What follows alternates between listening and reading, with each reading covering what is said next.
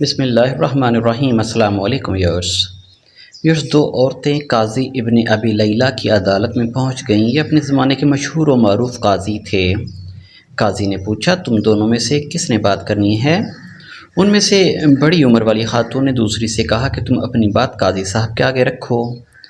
وہ کہنے لگی، قاضی صاحب یہ میری پھپھو ہے، میں اسے امی کہتی ہوں، چونکہ میری والدین کے انتقال کے بعد انہوں نے ہی میری پرورش کی ہے یہاں تک کہ میں جوان ہو گئی۔ قاضی نے پوچھا، اس کے بعد؟ کہنے لگی، پھر میرے چچا کے بیٹے نے منگنی کا پیغام بھیجا، انہوں نے ان سے میری شادی کر دی۔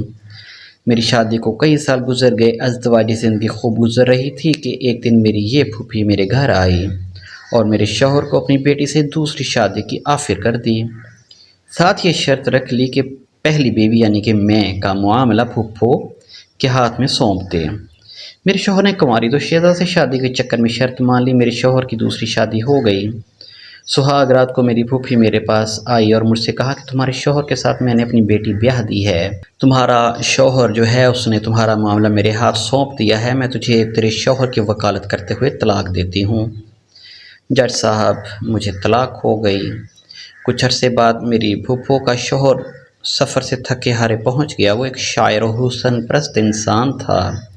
میں بن سنور کر اس کے آگے بیٹھ گئی اور اس سے کہا کہ کیا آپ مجھ سے شادی کرو گے؟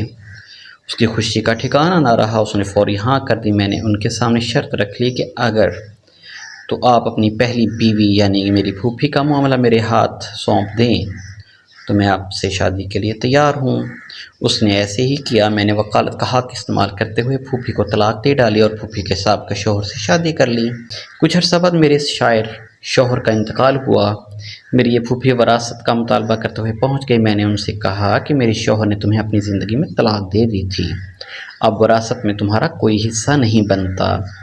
جھگڑا طول پکڑا۔ اس دوران میری عدت بھی گزر چکی تھی۔ ایک دن میری یہ پھوپھی اپنی بیٹی اور داماد میرے سابقہ شوہر کو لے کر میرے گھر آئی اور وراثت کے جھگڑے میں میرے اسی سابقہ شوہر کو ثالث بنایا۔ اس نے مجھے کئی سالوں بعد دیکھا تھا۔ مرد اپنی پہلی محبت نہیں بھولتا، چنانچہ مجھ سے یوں مل کر اس کی پہلی محبت نے انگڑائی لی۔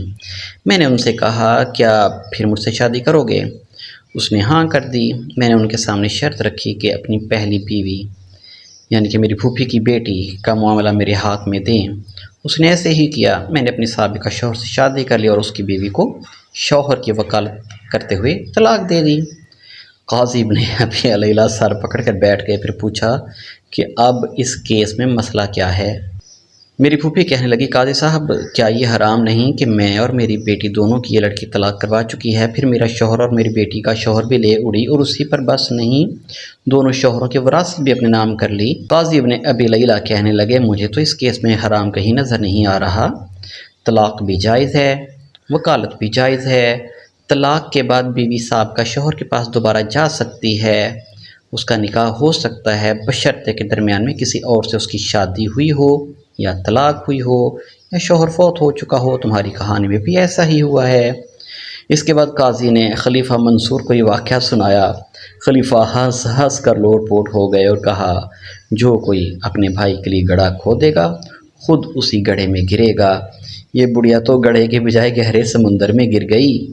ویورز، یہ واقعہ ہم نے کتاب جمع الجواہر فی الحضری سے حاصل کیا ہے۔ امید کرتے ہیں کہ آپ کو ہماری آج کی کہانی اچھی لگی ہوگی۔ اگر آپ کو ہماری کہانی پسند آ رہی ہیں تو ہمارے چینل کو ضرور سبسکرائب کیا کیجیے۔ طاہر میرے کو اجازت دیجیے۔ اللہ حافظ۔